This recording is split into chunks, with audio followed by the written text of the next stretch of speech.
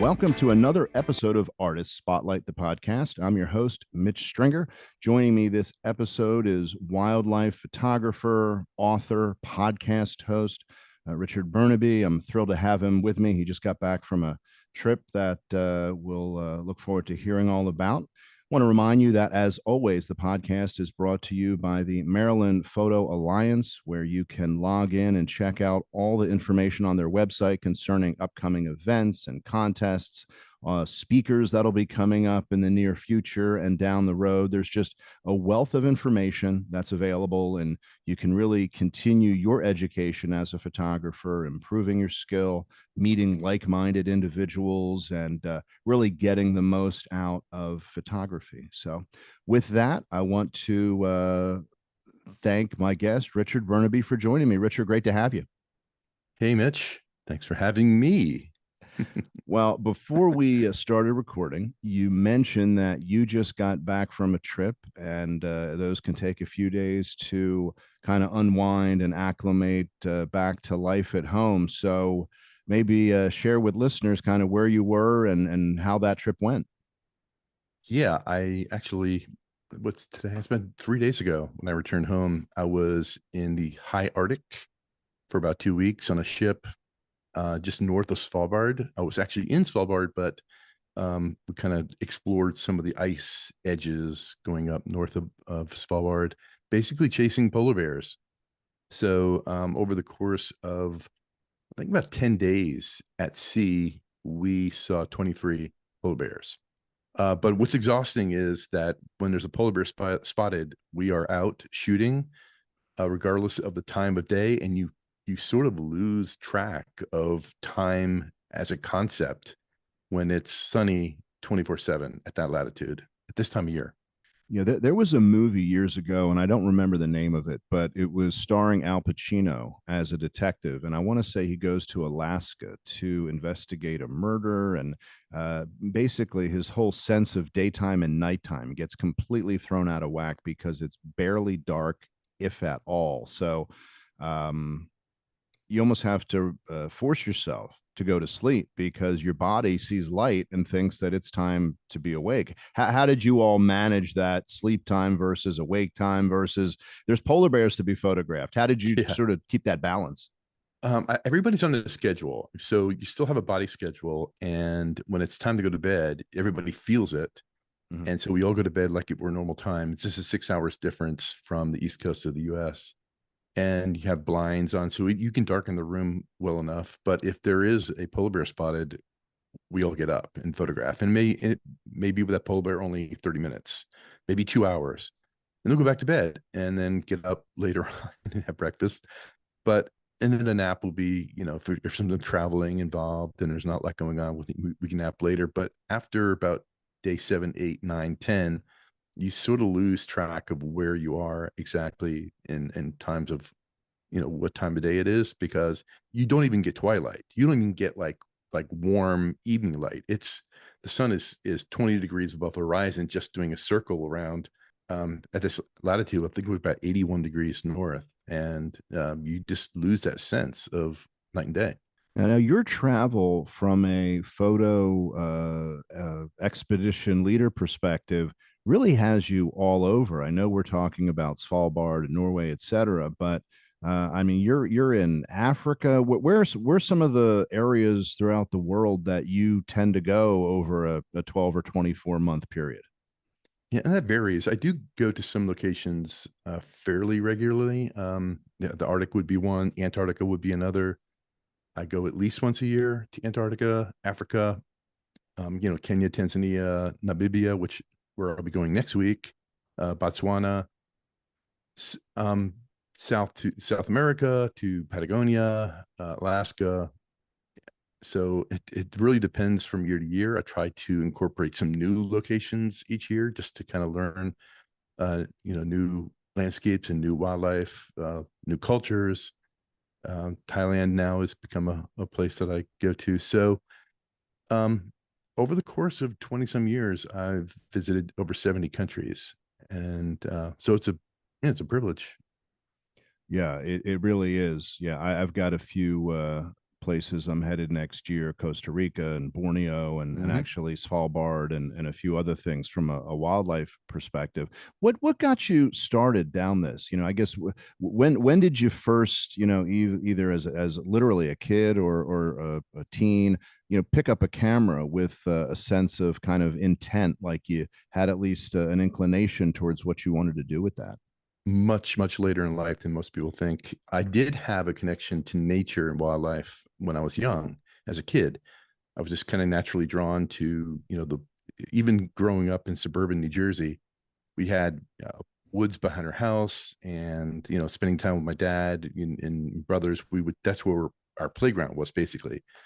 And so that was my connection. And then you get older and you meet your teenage years, and you kind of move on to other things, and that's not so cool anymore in your 20s. And at some point in my late 20s, I kind of reconnected to that first love. And I was just like most people do when they spend time in wild places, or they travel to these places, take a camera with them just to document what they saw and what they experienced, to show family back home and friends.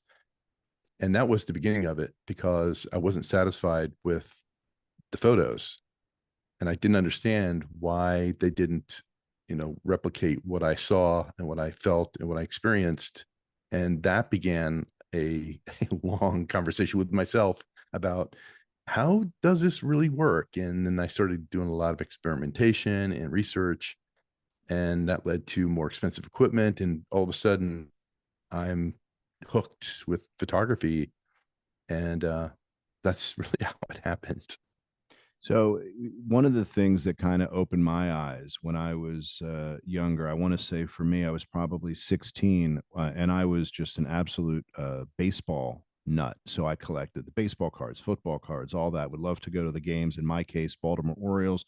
But I bought a zoom lens. This was a 75 to 300, to date myself, a Vivitar zoom lens, I had one. and put the Vivitar zoom lens on, I believe it was, I want to say it was a Nikon film camera at that point. But the reason I'm mentioning that is, going from having a lens that would come with the camera, typically a 50 millimeter, to go from 50 out potentially to 300, I could now bring myself from the stands onto the field. I could make portraits of players. I could photograph plays in a much more accurate way. Did you have any sort of similar kind of, I'm thinking like almost like an epiphany in the wildlife photography or other, when you've got that first zoom or telephoto? For me, it was just a huge eye-opening moment. Yeah, I really started out doing more landscapes in nature, Okay. because I couldn't afford when I first started out, I couldn't afford, those big telephoto lenses. So I gravitated toward landscape first, but I always wanted to do wildlife. And when I did finally get my first real telephoto zoom for wildlife, it's like the old saying about, when the only tool you have is a hammer, everything looks like a nail. Every photograph I did with wildlife was just close ups, and I wanted to get as close as possible, which was a mistake, because that's not always the most interesting perspective. But yeah, I know that moment. I know that feeling. Um, I still do most of my more compelling wildlife images with wider lenses than I do the telephoto. I like those images with wildlife, with some of the environment, or I could find compositions that are more dynamic by bringing in other, visual elements, by going wider and bringing in more. But I always carry a one big lens with me wherever I go. Well, our listeners really span the spectrum of photographers, from hobbyists all the way to working professionals. And while many of them are working in news or sports, or certainly the hobbyists are photographing travel and family members, etc., not a lot of them are photographing wildlife regularly. And I think that they would probably benefit from your perspective when a person is going on that very first trip, that wildlife focused trip. And I'll let you pick the destination, but there's so much excitement, 6 months, 12 months out from the trip, because you've booked it, and you're going to be guiding them, and there's gear questions and flights to be arranged, and all these sorts of things, what clothes to wear, what gear to wear or bring. So they finally get to that destination.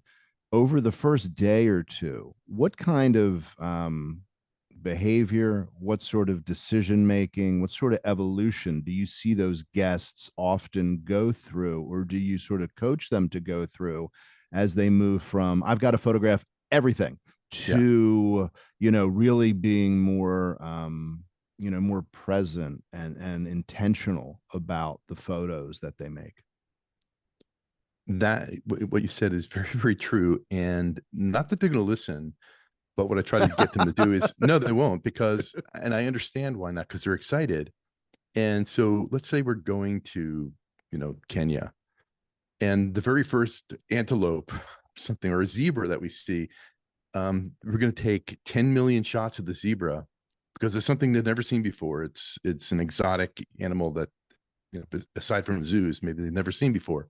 And you tell them, okay, just hold your fire. Just why don't we just observe and get the feeling of the place, and what does this mean to you, and really just sit and think and feel rather than just shooting just from the hip. And I said, trust me, by the end of this 10 days, you will be tired of zebras. You won't be photographing zebras. You're going to see zebras the entire week. But yeah, let's take 2,000 photos of this one zebra who just got out. Yeah, that's very, very normal. And as much as I say it, they're still going to do it because they're excited. And I think once the newness wears off and the excitement wears off, then they're able to kind of settle in and actually start creating, rather than just documenting this zebra that's staring blankly into the lens that they're going to throw away anyway. Sure. Yeah, that picture of the sleeping lion is fine, but when it's accompanied by 200 additional pictures from the same moment of the same sleeping lion, you end up just using a whole bunch of your memory card up on the sleeping lion. That's right. And I do that. I do that myself because my technique is, when you're in a safari vehicle, is I do have it on high burst mode, Mm-hmm. for the reason of is when I'm hand holding that very first image or the first click of the shutter, it's usually, or can be, a little soft as far as the sharpness. By holding your finger down on the shutter release, the second, third, fourth, fifth subsequent, while your finger's not moving, will be a lot sharper than that first one. So I teach people to put it on high burst, continuous, and even if it's a sleeping lion, just go take 4 or 5, because that second, third, fourth, fifth image will be sharper than the first. So when you put all that together, then you're looking at thousands of images to go through later. Well, and that reminds me of something else. So, there's always the image we plan to make. But then if we kind of shoot through that moment and not just that one moment, we often get unplanned moments that are sometimes more interesting than just that portrait we thought we were going to have.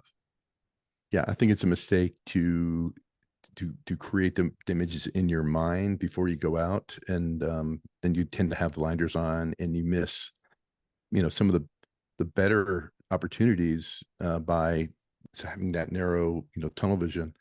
So it never happens, because even with landscapes, you kind of, you picture in your mind what it's going to look like and what kind of images I'm going to make, and it never looks exactly the way that your mind kind of put it together anyway. Mm-hmm. But if you leave just yourself open to whatever possibilities are out there and what you see and particularly what you feel, and that's what I try to teach as far as, the images that are going to resonate with people emotionally, is that you have to have that emotional connection yourself.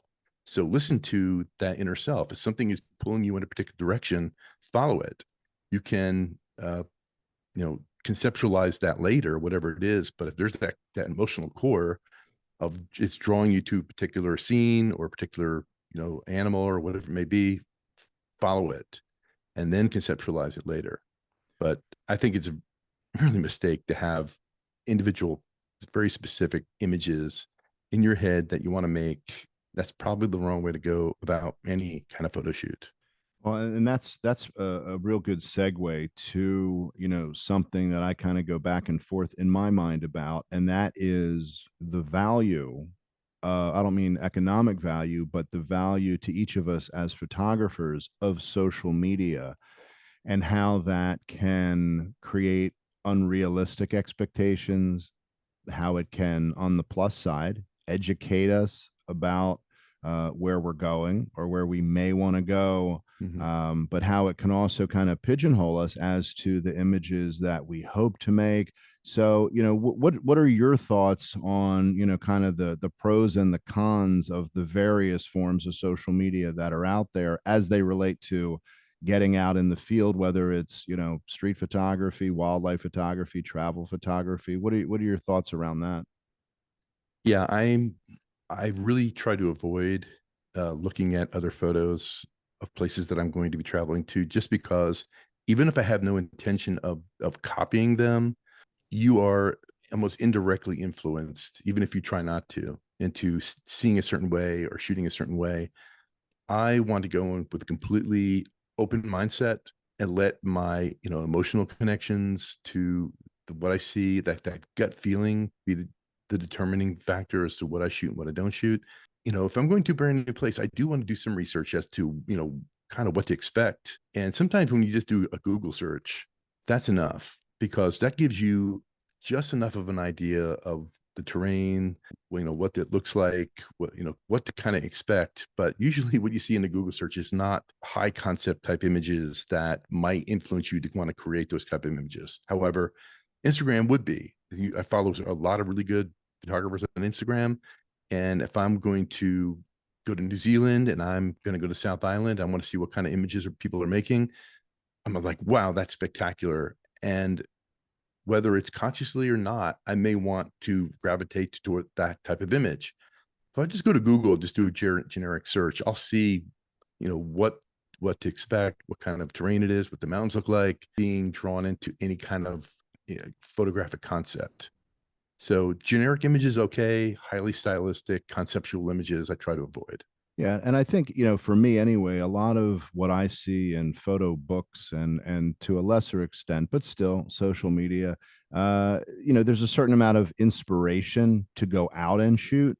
But as you said, you're not trying to literally replicate, the images, the first 10 images that show up, that everybody goes out and wants to bank those images, and then they think, okay, well, now what? I made that image. But that's if that's Well, all you're trying to get. even if you're not purposely, because some people do, some people print them out and say, I want this image. Mhm. I have a podcast. I just interviewed Franz Lanting, and I asked him about a very specific image in Dedvley in Namibia.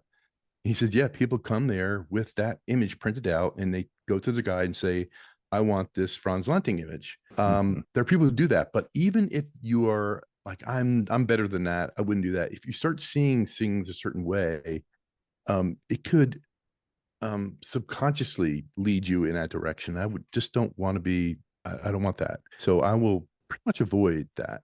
I do follow a lot of good photographers, but I try not to get too bogged down in social media. I can find inspiration in other places like painting and art, other forms of art, and even music. Any kind of self-expression, artistic expression can motivate me or inspire me in different ways without having to go directly to the type of photographers that do the work that I do. Yeah, and that makes sense. I actually finished listening to the Franz Lanting interview, and I was going back even this morning driving. I was listening to one of the episodes I had not listened to previously, which was your interview with Moose Peterson, which is great. Moose Peterson being a longtime wildlife and aviation photographer, and your podcast Beyond the Lens is terrific. Well, thank you. And how did you get started with that? It just sounds great. The guests are great. The interactions and your questions and just the whole conversation, I really enjoy a great deal. How did you get started with that? Well, first, let me just say, I didn't bring that up. I didn't bring that Franz Lanting thing up to try to promote my podcast, by No, the way. It just, no it kind need. of, No, it's terrific. but thanks. I had, I was always been a big listener of podcasts. So an opportunity came up. It's a long, long story, but an opportunity came up, and I was a guest. I was asked to be a guest on Anthony Scaramucci, who at the time had a podcast. Hmm. He was an advisor in the Trump administration. He's a financier and that sort of thing. And I'm like, why would he want me on his podcast? He said, well, he follows you, likes your work. And so I went on. It was like a 20-minute segment. And we had a really good conversation. It was a lot of fun. And afterwards, the producer came on and said, would you be interested in doing a podcast? I mean, you have good voice. I don't think not as good as yours, Mitch, but people say that my voice is good for podcasts, and you were entertaining and you're informative. And this, photography genre might be, a wide open lane, although I think there's a lot of photography podcasts out there. And so that's how I got started. I started with them, and then eventually as a partnership, and then I bought their side out, and I've been doing it alone now for a little over a year. So just solely me doing all the production and booking my own guests and all that. But I always just had a goal. I had a goal when I started that I have to be interested in the conversation and the subject. So if it was somebody that I would want to have a conversation with anyway, that I would pay $100 to sit down and have a nice dinner with and share a bottle of wine with just to pick their brain, then that's what I would do. I would do the same thing and let my curiosity be my guide as to, the kind of questions I'd ask and, what I want to find out. And regardless if I thought the audience, even if I thought the audience would be completely disinterested, I wouldn't care. I'm going to let myself and my own curiosity be the guide as to the kind of guests I have and the type of questions I asked. And so far, that philosophy is paid off. Well, your philosophy, it's funny, very, very closely, if not entirely, matches mine. I only want to talk to people that I find interesting, and I find lots of people interesting. But relative to the entire photo universe, it's small. It's a lot of people, but the photo universe is a big one. So here's a question that it's not specific to Moose or Franz or our mutual good friend Art Wolf. It's just a question that is, when I look at the photographers today that are working and doing, beautiful work out there, I'm finding that not certainly all, but a significant majority are in their 40s and older. And obviously there's people who are younger that are doing photography, but I don't see the books being published. I don't see the speaking engagements. I'm not seeing as many, I'll say, sub age 40 photographers as 40 plus photographers. And with social media being, massive worldwide, I wonder if you sort of agree with that premise, or am I just, for whatever reasons, limited in who I'm laying my eyeballs on? And, and if you do agree, why do you think maybe that is? Or, help me sort that out. But it's a thought that I've had for a little while now. Well, that's a good question. And I haven't given that a lot of thought, but I do have maybe an idea because there are a lot of good young photographers. And I do think they tend to put most of their energy into social media and Instagram in particular. But I also think that photography it's not an athletic event. You don't peak in your 30s and then it's all downhill from there. I think you can peak, well into your 40s and 50s, because I think one ingredient essential to being creative is knowing yourself, because you really do have to know yourself, and then you have to have something to say. And I know that, at least speaking personally, that when I was in my 20s and 30s, I didn't really know myself enough then. I thought I knew what I wanted to be or how I wanted to be, but you're always unsure. You're just kind of feeling your way around. I think it's not until you're old enough to really know who you are and what you love and what you're passionate about, and what's important to you, much later in life. And once you've got that, then I think you're able to be creative and start making images that are meaningful. Because if you don't know what's meaningful to you, you can't create images that are meaningful. You can't fake it. You can't manufacture what's important, what's meaningful, what you're passionate about. That has to come from the heart. And I think you have to know yourself first. I know that in my 20s and probably early 30s wasn't mature enough to know yet. And I think that's a crucial ingredient to doing creative work is starting out, knowing yourself and knowing who you are and what you love and what's important to you. So maybe that's part of it. And aside from those who are doing mountain climbing, really, high risk photography like that, there's no reason why you have to peak, you know, like baseball players or football players or basketball players in your, late 20s, early 30s. You could peak 50s and 60s, even the 70s, and you have a vast amount of life experience that you could draw upon. And the more you do photography, the better you get at photography. I think age in many ways might be an advantage to being a good photographer rather than youth. It's not like a sporting event. It's not like athlete. You're not an athlete, or you don't have to be.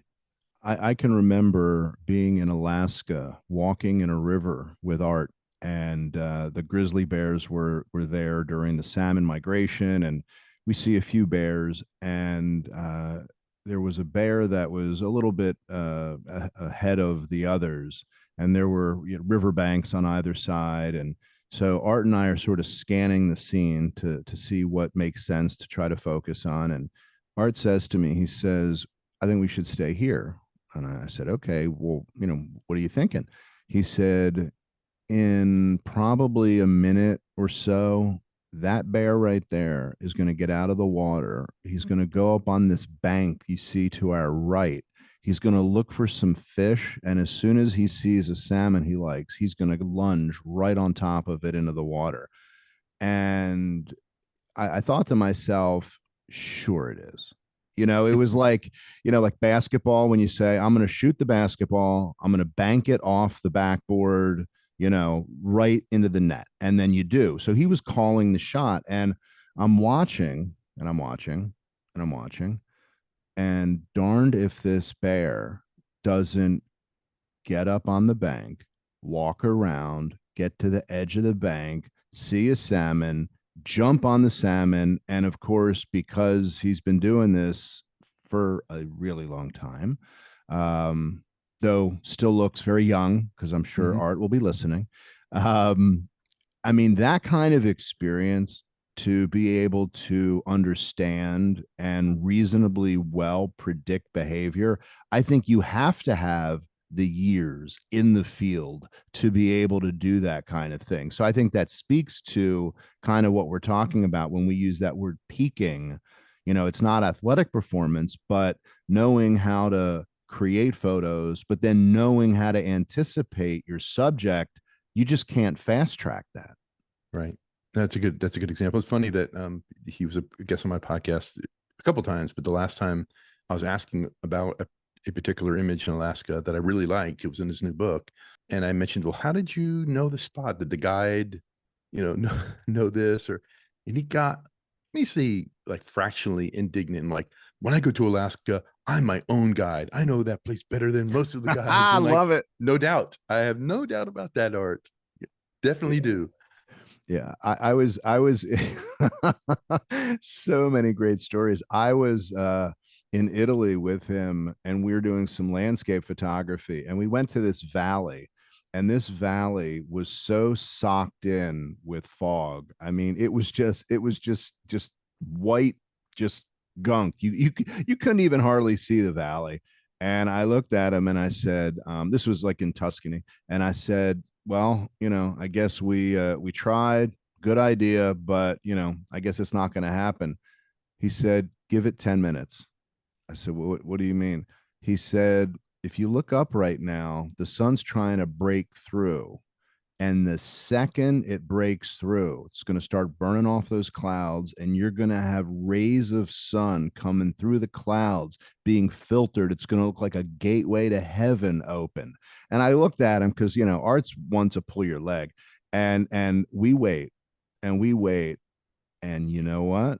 About 10 minutes later, the light breaks through the clouds and illuminates a valley below that I hadn't even seen. And because of the way the clouds that remained were, or the fog was filtering the light, it was showing every different shade of green and yellows down into this deep, deep valley. And he just looked at me and smiled. I mean, it was surreal.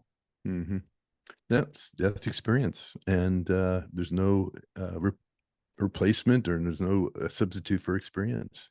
And it really is. Well, let me pick your brain on your thoughts around composition. So Okay. I get photographers, whether they're hobbyists or they're just friends, and they'll show me a picture and say, "Oh, here's my picture of such and such. What do you think?" And then you then you have to decide how good a friend they are and if they really want your honest opinion. And when they sort of go further and say, "No, really, what do you think?" And I'll say something to the effect of, what is your subject? And it's often because the image is too cluttered. Their use of depth of field isn't really doing them any favors to help kind of highlight what that image is. So my example to support this question is, when you're in a safari vehicle and you come around a bend and you see a fallen tree, a dead tree, fallen tree, no leaves, and on that tree is a leopard. And of Mm-hmm. course, there's other trees that are living and not, around that tree, and there's maybe a savanna in the background.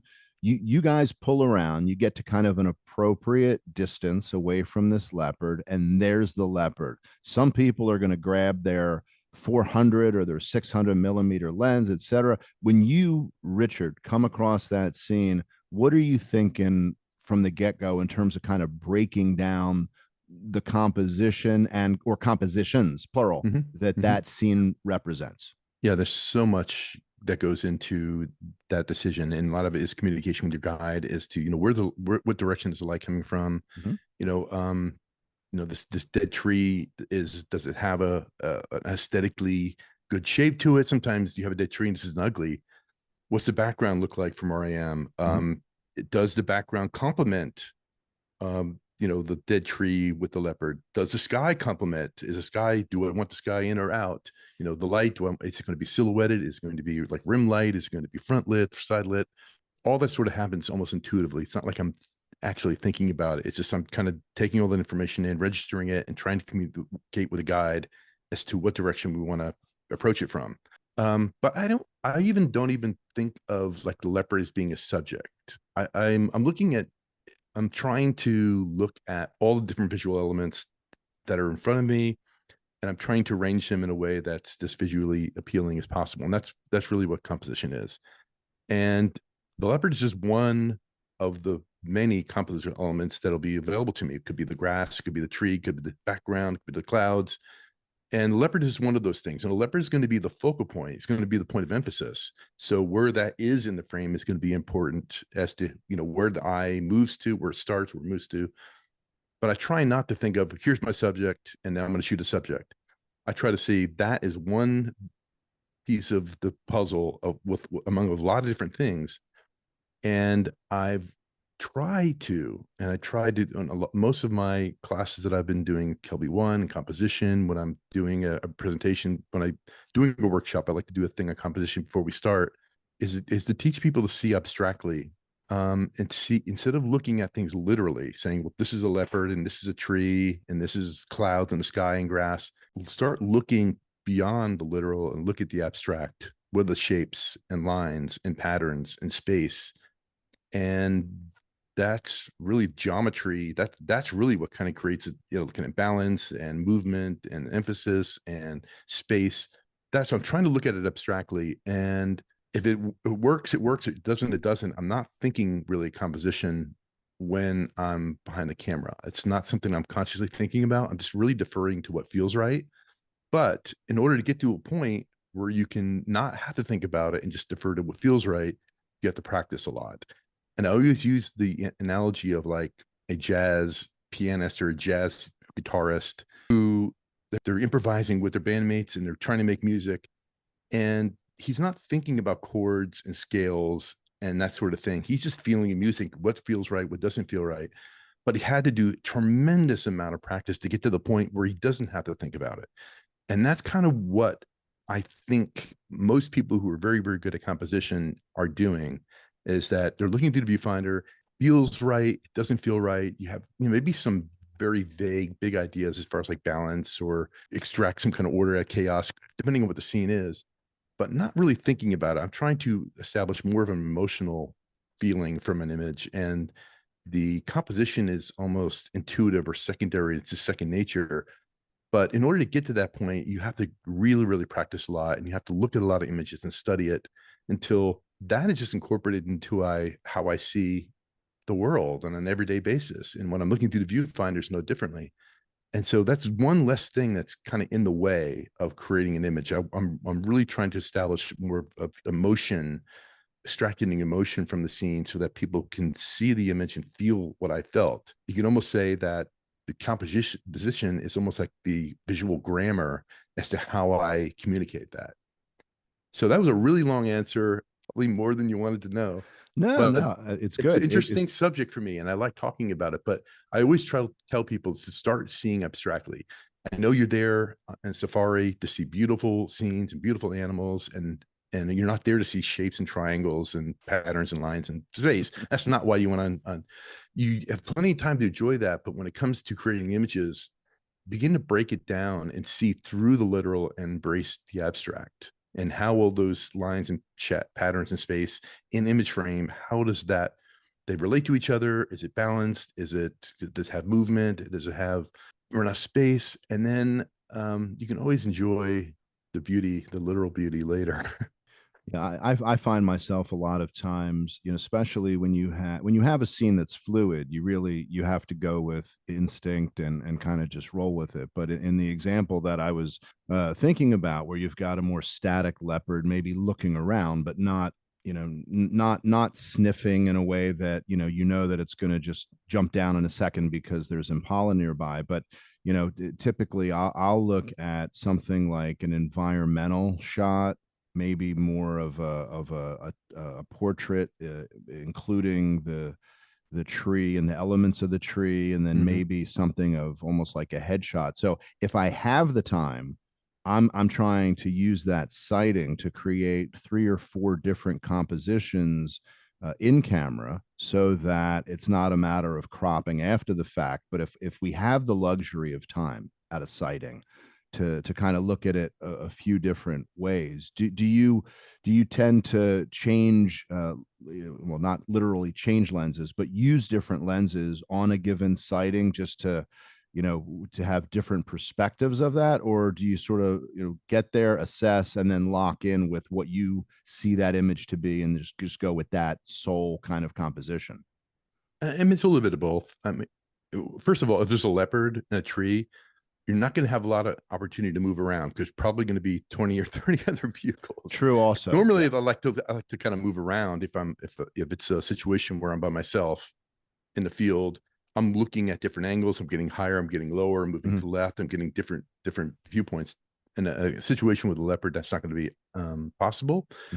But I can tell right away that if an environmental portrait is going to work or not. I could see by the background. I can see by what the sky looks like, and I can, if it's not working, it just doesn't have the right elements or the right aesthetics, I can almost rule that out. And I try to teach my students not to have an impulse to reach for your longest lens right from the bat, right at the top of the bat. But sometimes that is the right shot, right? The right shot is to get you 600 or 400 millimeter out and get the tight shot, because that's really the only one that works. But what you don't want to do is just get into that tunnel vision where that's all you're doing. And I can usually tell within seconds when I'm pulling up to this leopard, okay, well, that's not going to work. The tree has got a great shape and everything, but it's dark and there's a dark background. So that tree shape is really not even going to show up. Or there's a bright white sky behind it because it's overcast, and there's no detail or any kind of texture in the clouds. I'm going to leave that out. I don't really want the sky there. So I might rule that out right from the very beginning, and then I'll say, well, the only shot left is doing a headshot. But I'm always open to that possibility. In fact, my initial instinct is to first look for the environmental shot, and then last resort is to zoom in and just get a headshot or just a more standard portrait. Yeah, I tend to start wide, and then narrow the kind of focus as I go, assuming that all those shots are reasonable. Maybe go with a 70 to 200 lens, and then have the longer lens available. But the 70 to 200, depending on your distance, gives you a lot of flexibility I found anyway, with composition in When those I'm kind of situations. when I'm in safari, I have two bodies. One has, if I'm shooting alone, I have a 200 to 400 Canon with the built-in converter, Mhm. and that's my primary telephoto lens. So it gives me a range of 200 to 560 basically. And then my second body, which is right next to me, is a 24 to 105. And between those two lenses, I've got everything covered from 24 to 560. If I'm leading a workshop or leading a tour, I don't really want to carry that big, heavy lens around. It just looks obnoxious, and my focus needs to be on students anyway. So I'll carry something much lighter. It's the Canon 100 to 500. It's extremely sharp. It's light. It's very flexible. Allows me to move really quickly.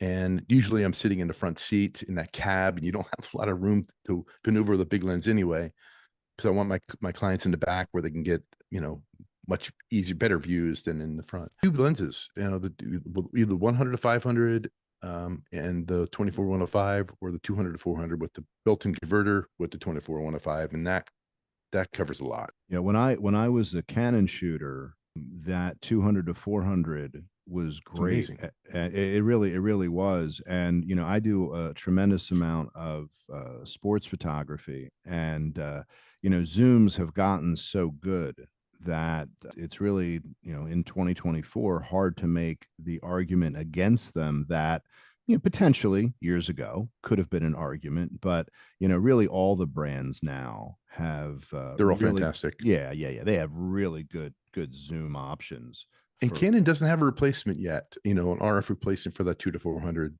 So, like, I'm going to Alaska next month. I'm going to take that. I'm going to take that lens. And of course, with the converter that goes, the RF to EF converter. Mhm.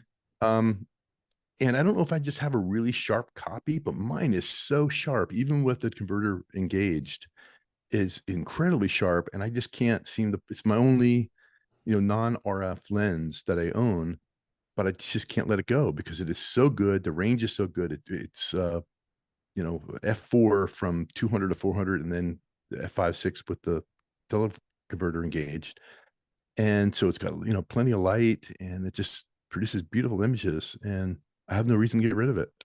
Yeah, it works. It's a tool that does what you need it to do. So it's Yeah. it's terrific.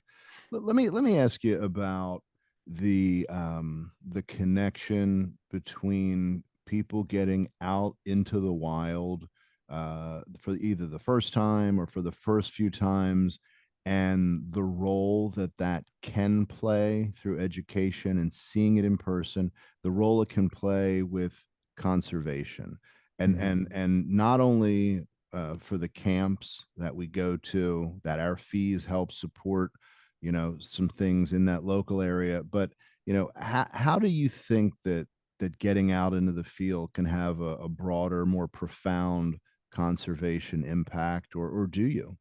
It does, and this is an argument. I say an argument. It's a friendly argument that many nature photographers have amongst each other about their favorite shooting locations becoming crowded. And I totally understand the frustration, particularly if people who are going there are not respectful, and they damage and they litter and they do all kinds of bad things. But for the most part, if people are out, I think the more the better, because if you have a secret spot, and I know photographers, some refuse to even give the location of some of the places they go because they want to, quote unquote, protect it.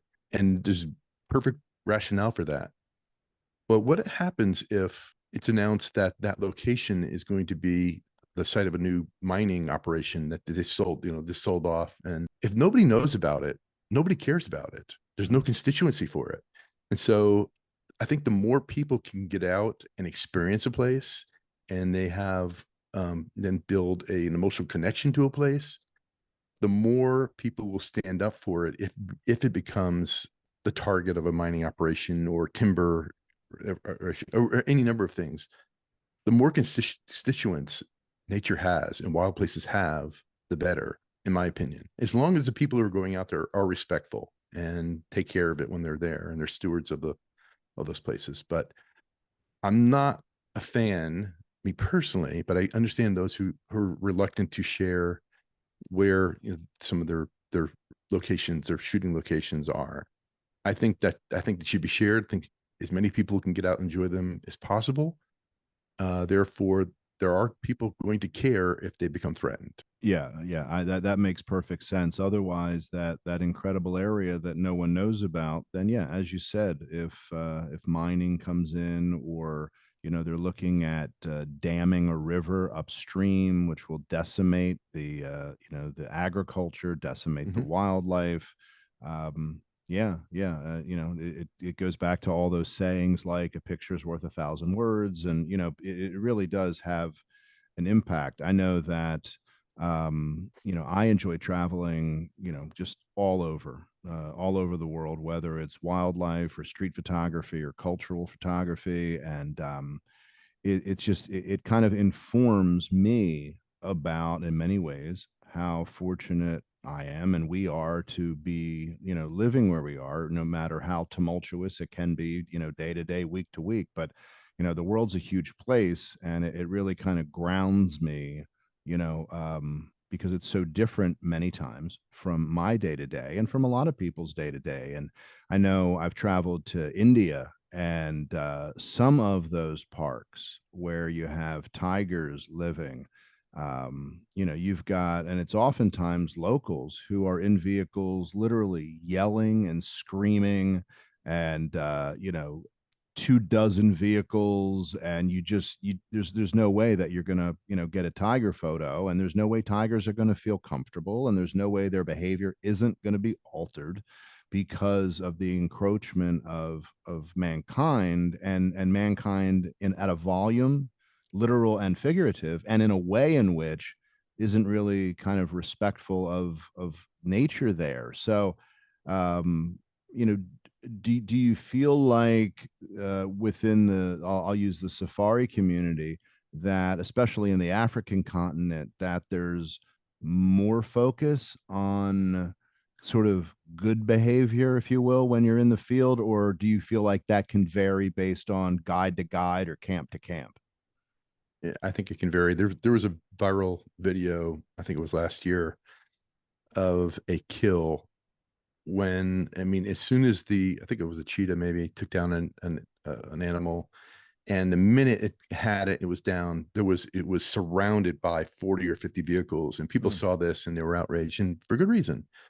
So I'm not to say that there shouldn't be maybe some regulations, particularly like here in the U.S. national parks, they're being loved to death. I grew up learning to do photography in national parks. I love my national parks, but to go to a national park these days is hard. I mean, because you want to find some solitude, and you can't find solitude in national parks anymore unless, or which I'm going to say a lot of people should consider, is get out and walk. Mhm. I live really close to the Great Smoky Mountains National Park. It's the most visited national park in the country by far. But most people visit it only see it from their car. And all you need to do is put on hiking shoes and walk a half a mile or to a mile. And all of a sudden, you're on your own. You can find all the solitude you want in the world. But then there's places like Arches, which is just, again, being loved to death. And you can't go there without running into people everywhere. And it's harder to, you can in Arches, but you're much more limited as to, where you can go, and to avoid people. There are established trails you have to be on, and you can't go off trails because of the cryptobiotic crust and all this kind of stuff. If solitude is important to you, you have to find it where you can. National parks is becoming harder and harder to find it, but there are lots of wilderness still here, even here in the East, where you can go to find the solitude you need. But unfortunately, I think national parks in many ways are being overcrowded, and they have to be regulated. Maybe they'll have to regulate, which they are doing, how many people enter a day or that sort of thing. Yeah, no, I agree. Well, so let me ask you this: when you are leading your trips and you have guests that have signed on, and now it moves from they're committed, they're doing it, they're excited about it, um, what would you say the most common misconceptions are about going on a trip, whether it's Svalbard or Africa or any of the other locations? Sort of misconceptions that you have to help educate guests about, to sort of kind of focus them on what they actually will experience when they get there. Do you hear any themes from them, questions from them? From the get go, is this managing expectations? if you've never been to a place before, you start to idealize it in your mind, what it's going to be like, what you're going to see, how many animals you're going to see. Have to kind of tamp down expectations, particularly because the tour operators or workshop companies want to show the very best of scenes and the best of this and the best of that and best of that, which is part of marketing. But you have to tamp down expectations as well. Is that these are wild animals. They have, they don't play by our schedules. They don't know our schedules. They don't care about our schedules.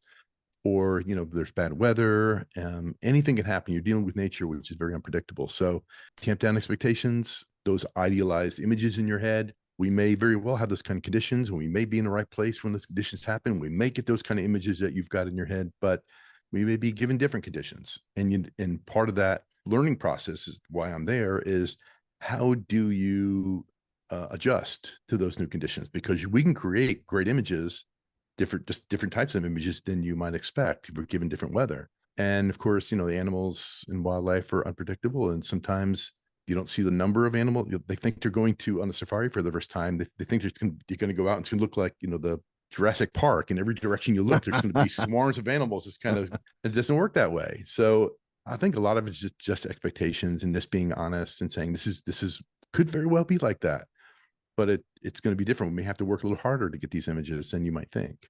I remember the first time I was in Tanzania during the migration. We go out into the Masai Mara, and I thought, "Where's the animals?"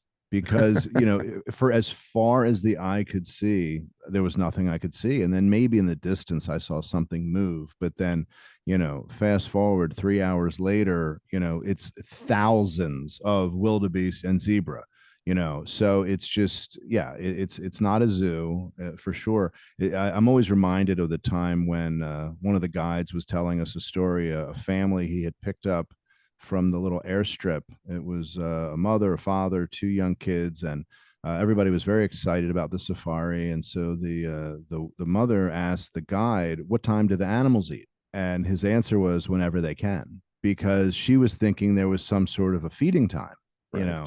and you just walk around with leg of zebra and you just hand them out, or handing out juice boxes, but that's not actually how it happens there. And that's maybe a good thing to ask you about is, how has your own patience evolved from the standpoint of either landscape at one point or wildlife photography? I am an impatient person by nature, Yes, so me too. I've had to grow into having patience and understanding why it's mandatory in wildlife photography. Okay. So I would fall in the same category you are. I'm generally impatient, but I have different degrees of patience for different things. So when it comes to people, I may be less patient because people should know better. Animals don't know any better. Animals are just doing what they're supposed to do. They don't know what our intent is. They don't have no idea that we're taking their pictures and we're trying to create art from their lives. They're just being exactly and doing exactly what they're supposed to be doing. So I have all the patience in the world when it comes to the weather or to animal behavior. I can sit and watch, lions all day long, really just waiting for the right moment. And I'm perfectly fine with that. I guess I have less patience for people because people should know better. And when I see them doing dumb things, particularly out in the wild, and whether it be littering or damaging or doing things that they know they should be doing, I don't have any patience for that because they have a brain and they know what they're supposed to do and what they're not supposed to do. So, or driving, I don't have as much patience for people as I do for wildlife and nature in general, because nature does exactly what it's supposed to do, and I'm fine with that. Yeah, no, it makes sense. And yeah, animals, they have very basic ways of going about it. I've said to people, they eat, they sleep, they make new animals, they make babies, and then really they either want to make it through the night to the next morning, or they want to use night to hunt so they can eat, so they can make it to the next morning or the next day or the next month. So it's very, very basic, and it's And for very the most part, they straightforward. want to avoid us, and I don't blame them. Yeah. Yeah, you're exactly right. Well, Richard, I greatly appreciate you taking the time to spend with me today and kind of share all your experience and everything that you're doing with the podcast and with leading tours and just photographically. And I'm sure that a lot of listeners are going to want to check out and see what you have going on with the various trips and your work. And what's the best place or places for them to stay up on what you have going on? I mean, I guess just the website. The website's kind of like the central hub. They can see my photographs there. They can link to the podcast there. They can link to my social media accounts there, some essays that I've written and that sort of thing. So just www.richardbernabe.com. That would be probably the best way to start. And from there, if they're interested, and they can kind of spread out and go in different directions from that point. Well, that's great. That's great. And for everybody who's listening, if you want to see what I have going on, Instagram is updated very frequently, pretty much daily. And that's just Mitch Stringer Images on Instagram. You can also go to mitchstringerimages.com online, see what I have going on. And, we wish you great light. We have great shooting, and we'll see you next time on Artist Spotlight, the podcast.